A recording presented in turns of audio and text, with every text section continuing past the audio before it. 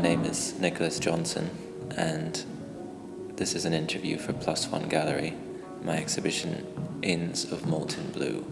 Jason, the gallery owner and director, has asked me to speak about several words or subjects or motifs that he sees in the paintings. He's given me the subjects of nature, pareidolia, drugs or intoxication, and the exotic.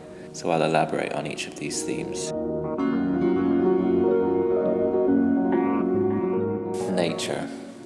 Why paint nature or flowers or something or anything of that sort now? What is there to say about nature that hasn't already been said in the history of art?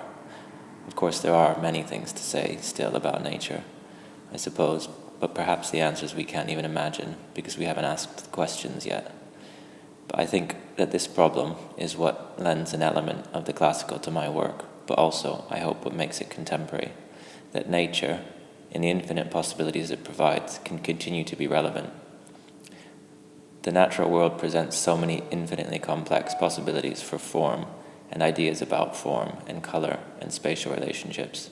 I see it as an inexhaustible subject for observation and contemplation, and also for the abstract possibilities that it can contain, whole sets of possible histories about humans and conceptual structures, partly because of the way we have worked historically and continue to work to apply logical methods of comprehension and control and manipulation to the chaos of nature. Like when Dylan Thomas says, "Time has ticked to heaven round the stars." I think I try to do this with my paintings, to embed a lot of possible meanings in these abstract vegetable motifs, which I suppose why writing about them or talking about them is important. I admit these motifs aren't always obvious associations in the work. Pareidolia. The etymology of the word pareidolia, I think, nicely expresses this idea of attaching conceptual meanings to botanical motifs.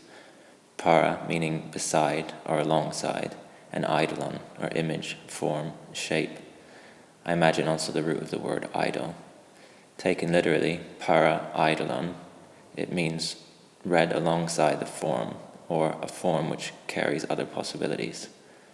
Pareidolia is a tendency of the human mind to find meanings in patterns where no meaning was initially intended, like when we see images in clouds, or faces in the surface of planets, the man and the moon. Some of my paintings have faces in, where fruit shapes stand in for eyes, or narcissus, daffodil blossoms make a smiley face pattern, kind of Cheshire cat entwined in the leaves. I include these possible motifs as a way of indicating that behind these botanical and floral motifs there is a kind of sentience, a slightly creepy something or other that is looking back out at you from the density of the foliage, like when Conrad in Heart of Darkness speaks about the eyes under the trees. This device is a way, I hope, of giving sentience to these vegetable motifs, a kind of consciousness, a suggestion that there is more information available. Drugs, or intoxication. I suppose for the careful observer, there could be found in my work quite a few motifs or themes that are about intoxication. The title of the show comes from a poem that uses drunkenness as a metaphor for divine rapture or ecstasy in the contemplation of the natural world. One of the paintings is titled Lotus Eater, which is a reference to the Odyssey in Greek mythology. The Lotus Eaters were a race of people whose primary food source was the blue lotus root, which is a narcotic and caused them to spend their days in a dreamy, idle state. The theme of the Dew Drinker is a character who is transformed by nature, which has roots in mythology, the Green Man, Pan, or the tradition apparently on May Day of young girls drinking dew from the petals of roses. But also there's a connection to ideas of Amazonian ritual use of ayahuasca, a substance these people use to communicate quite literally with the jungle landscape they live in. Drugs are a difficult subject in art because of its historically kitsch associations with hippie art of the 60s, which was dismissed on the grounds of its lacking any properly critically rigorous standpoint. A really fascinating show at Raven Row a few years ago by Lars Bang Larsen showed this wasn't quite the case. Intoxication, or drugs, specifically hallucinogenic drugs, are a great metaphor for a kind of fascinated, rapturous observation of the natural world, a motif that runs through my work, and an appreciation of the complexity of nature, which historically, for some artists and writers, has been evidence of the divine. Dickinson used the metaphor for the same reasons.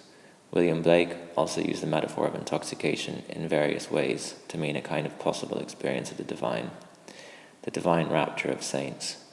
It could be an interesting study to look at the history of artists whose work is concerned with drug use explicitly. Thomas de Clancy, maybe, William Burroughs, or Henry Michaud is one, whose mescaline drawings, made under the influence of that substance, work as illustrations of the state of consciousness it induces.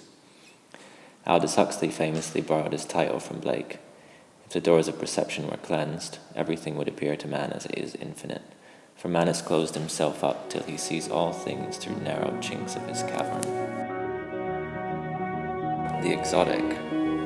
The exotic is a theme that has been present in art forever. From Dürer's rhinoceros to Orientalist idealizations of other cultures, Gauguin's Tahitian paradise, and even, I think, we could argue, internet art's fixation on virtual reality. The exotic is the idea of something impossible and better than the reality that is familiar to you. Of course, this begs the question, what is a Tahitian or Hawaiian idea of paradise, or the idea of paradise in the mind of the inhabitants of a place whom we, Westerners, ascribe the idea of paradise? The exotic, or the idea of paradise, is always unattainable to some extent, but which remains tantalizing. Deleuze, the philosopher, wrote an essay called Desert Islands about the persistence of the desert island in the Western cultural imagination. He says that desert islands are not geographically undiscovered places, but are mythological, undiscovered points on a virtual horizon. As soon as we find one, we move on to the next. Gauguin went to paradise, or what was then considered to be paradise, and he returned an idea of paradise that conformed to the Western idea of what a paradise should be: air smelling of flowers, beautiful men and women half naked in a Garden of Eden, etc. A painter like Rousseau naively painted visions of paradise, but these were motifs which he understood to indicate faraway places and which were abstract, to some extent, landscapes of his mind based on other people's accounts. Emily Dickinson. I taste a liquor never brewed, from tankards scooped in pearl. Not all the Frankfurt berries yield such an alcohol. Inebriate of air am I, and debauché of dew, reeling through endless summer days from Inns of Molten Blue. When landlords turn the drunken bee out of the foxglove's door, when butterflies renounce their drams, I shall but drink the more. Till seraphs swing their snowy hats, and saints to windows run, to see the little tippler leaning against the sun.